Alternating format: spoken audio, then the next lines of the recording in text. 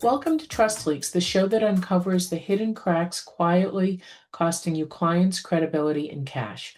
I'm your host, Sandra Martini, business strategist and creator of the Get It Done Right community.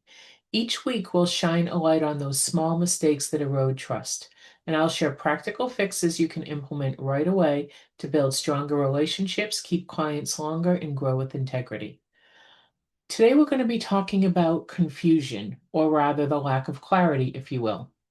Confusion not only slows your clients down, it makes them question whether they can trust you. Now, that may be consciously, it may be subconsciously, but it's happening. See, clarity isn't about how much information you give, it's about how little your clients have to guess. So think about that for a second because it's a slight reframe. You don't have to give information. You have to give them the right information at the right time so they don't need to guess. All right.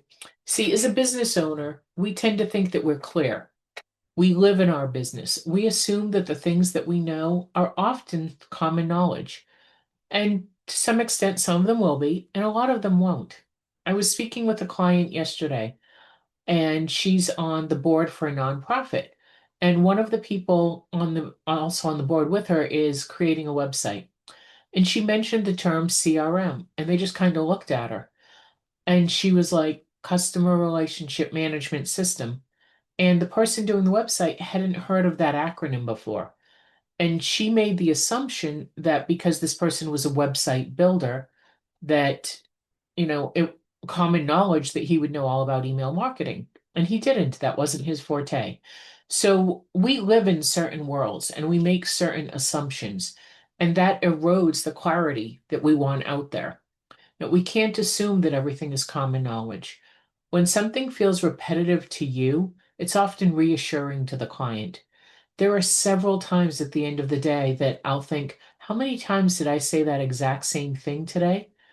And then I realize over and over again, it's not about me. It's about ensuring that my clients are clear and that they need to feel supported, not corrected. So it's sharing information, keeping things clear, next steps, etc., so that they feel supported in what they're doing next with you. So there are four primary areas where clarity is lacking, and we're going to cover each of them. The first is unclear steps. What's next? So let's do a quick pretend. And actually, we'll do something that happened this week. So someone signed up for a strategy session with me. It's just a one and done session. And what happens is they go to the page, they sign up. As part of their sign up, they pay. Once they pay, they go to a thank you page that tells them the next steps, and then an email is coming with the links. They get the email, and in that email is two links. One link to an assessment that I have, and one link to my calendar. So, step one, take the assessment. Step two, book your time with me. And as part of the calendar link, the book your time, it includes an open-ended question for them to tell me what we're going to be working on so I can be prepared. So by the time we have the call on Zoom, by the time we have the call, I have their completed assessment and what they want to focus on, so I know a little bit about them. They have received a calendar invite that also has their information on it and a Zoom link, and they will get a reminder about that as well. Okay, nothing there is unclear. They don't take out their credit card, pay for the session, and then go, what's next? Do I reach out to her? Does she reach out to I'm not sure what happens next. It is all very, very scripted. So you never want to have unclear steps, particularly with someone who has just become a paying client. You don't want them wondering, well, I get two calls a month. Are they every week? Are they this? What are they? You want to be very clear. This happens, then this happens, then this happens, and give them links and make it as easy as possible for them. Okay, clarity gap number two, too many options. You know, with so many options, we can often tell ourselves that we're providing flexibility, and flexibility is really freedom. However, it's not. Too many choices create friction. Clients hire you for guidance, not for a buffet of options they need to pick from. Okay, so you don't want Hi, you want to become a client? Wonderful. Here are my 10 different options. Which one works for you? No. You want to do something perhaps like have a discovery call, or I call it a get to know you call. And then based on what the client actually needs, you can offer things that meet those needs. I was speaking with a real estate agent recently, and one of the things he said was when he meets with someone, a client, he goes, okay, tell me what you're looking for. Tell me what you need. Tell me about your life. And he gets to know them on a personal level.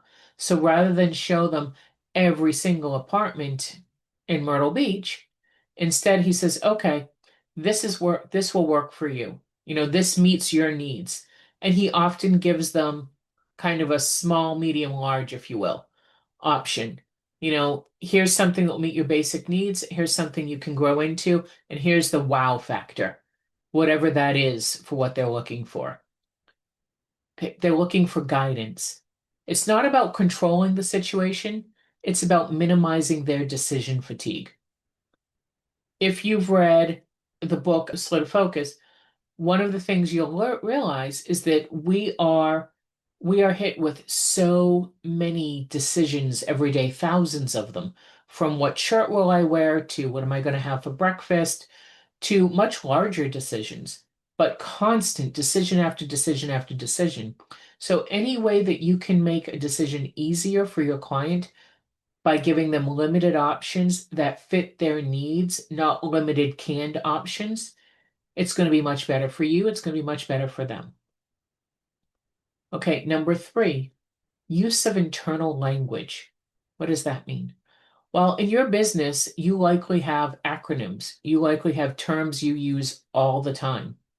In the example I shared a little bit ago, one of my clients used the acronym CRM with people who didn't know what that meant. That's not good. The first time we share an acronym, explain what it is. The first time you share your framework or a particular phrase that you use, for example, in the intro to this show, I used mention of the phrase trust leaks, and then I followed it up as to what they are. They're the small mistakes, they're the small errors that quietly erode trust, sometimes not so quietly. When you're using internal language, frameworks that are known to you, your industry, your business, your clients may or may not understand them, so you need to make sure you explain them. See, when a client doesn't understand a term or a phrase, they immediately feel behind. They're confused. And confusion typically shows up as silence, not as questions. So the last thing you want is for your clients to be "Hmm, hmm," doing anything but looking at you, doing anything but actively engaging with you and that thing that you're selling them or offering them. You want to make sure they understand what we're discussing, they understand the terms, they understand any acronyms. Okay, number four. And number four actually relates to what we covered in episode four of the podcast. Episode four, we talked about the assumption gap. Here, we're rephrasing it slightly as inconsistent messaging. Okay, assumption gap and also the energy gap. Here, it's inconsistent messaging. What does that mean? Well, maybe your website says that the program does this, and your follow-up email has this. And then this email over here has a certain statistic or metric. But then when you're speaking, you use a different statistic and metric. Clients look for patterns, again, either consciously or subconsciously, and often subconsciously. So inconsistency in this messaging can feel like instability. Do you offer two 30-minute calls per month or do you offer 60 minutes? You always want to phrase things in ways that are consistent. And if they need to be inconsistent, explain why. When clients feel that things are not quite jiving for them, they become less responsive, less invested. What typically happens here is that most ghosting is actually confusion. So rather than have to keep asking you, can you explain that? I don't understand that. What does that mean? Where clients are feeling confused, and they often don't ask the questions, it's easier to become unengaged, disengaged, and to ghost.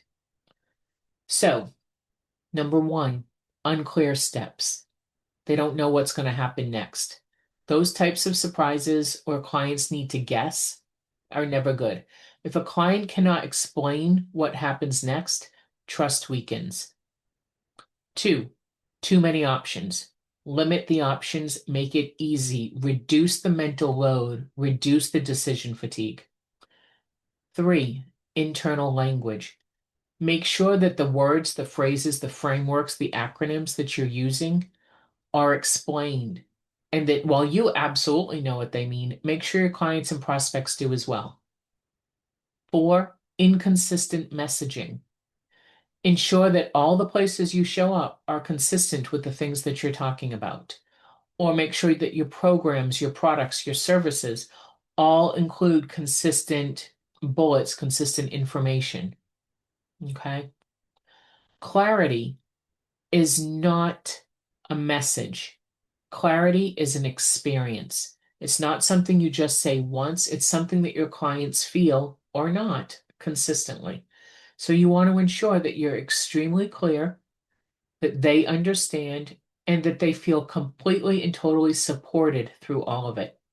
The last thing you want is for clients to be wondering, having to look stuff up, research.